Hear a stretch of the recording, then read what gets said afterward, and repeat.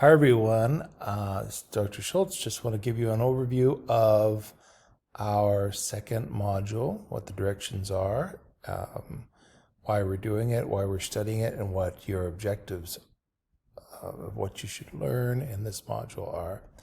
So in order to complete this module, I want you to first look at the goals.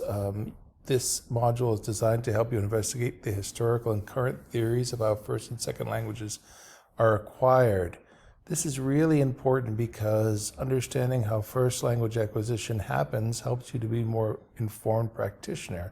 In other words, you can get a better understanding of how a typical student is developing to make sure that the student is not experiencing any kind of language disorder, and understand what you should be looking for as a student, as a child, or rather, is learning a language. What are some of the important benchmarks or markers to show that students are progressing? Okay? So in order to meet those goals, I'd like you first to read chapter 1 of Lightbound and Spada. And in this chapter, some really specific topics are introduced in terms of aspects of language acquisition, particularly things like to look for are how students use negation. Negation is how a student expresses the negative or says that they don't want something, or they can't do something, or there isn't something. That's negation. It also goes into the different aspects of questioning, how you can tell development and how students are asking questions. It looks at different graphical morphemes and the typical sequence in which they are acquired. So make sure that you're noting that well. Okay?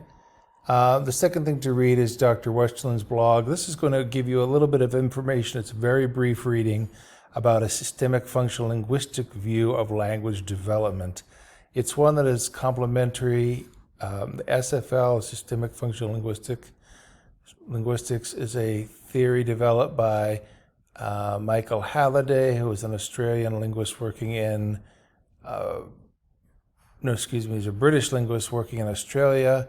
And he looked a lot at child development in certain contexts, and he has a very specific perspective on how language works. And Dr. Westerland explains that in her blog.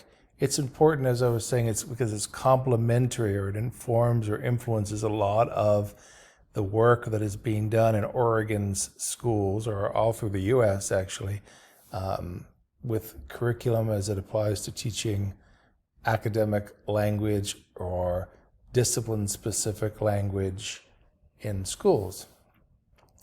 The third article, or the third resource that I want you to engage with, is an ASHA report. ASHA is the American Speech and Language and Hearing Association, and they work in supporting audiologists.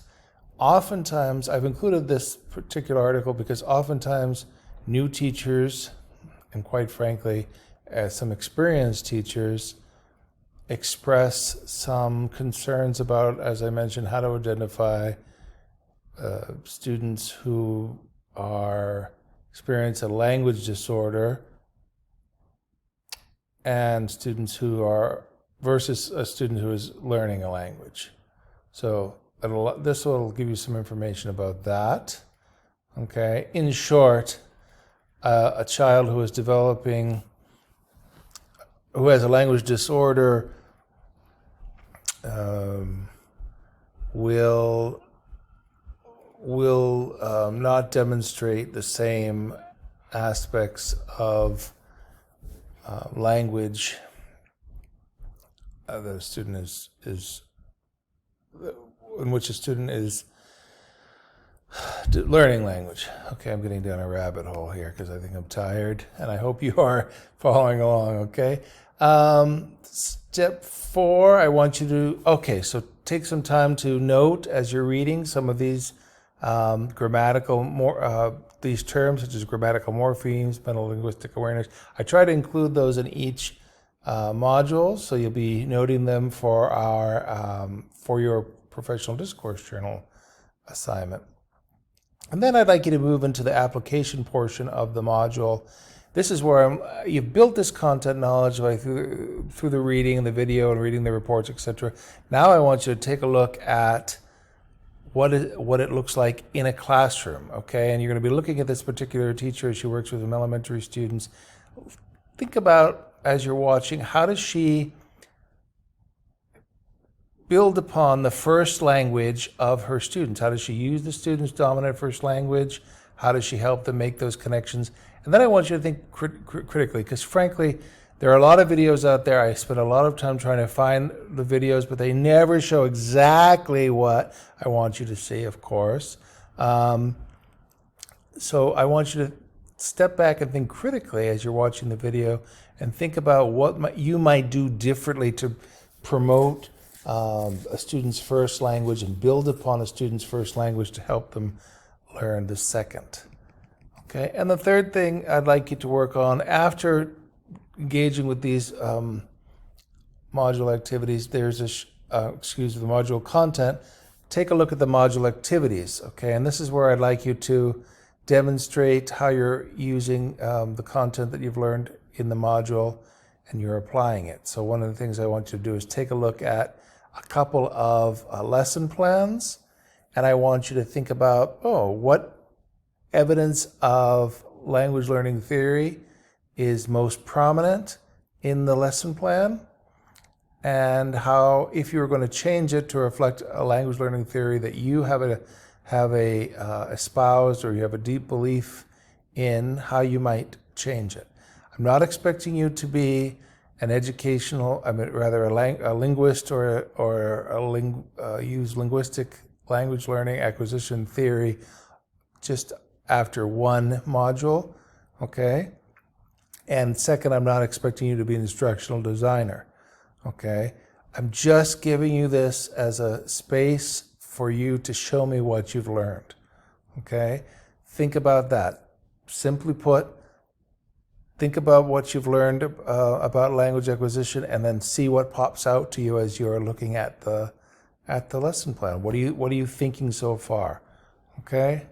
So, I think doing so will really help you gain a deeper understanding of language learning theory. It gives you something practical to apply it to, and makes you think really in a manner that's really focused on what you've learned. Okay. As always, if you have any questions, if something is puzzling you, not just about the course assignments, but if you have, any kind of questions about why something happens, or if you read something and, gee, it's not clear to you, let me know. I think right now I'll make a discussion forum just in case you have any questions, and I'll add that to the module. All right, so I'll let you go at that, and thank you very much. Have a great week.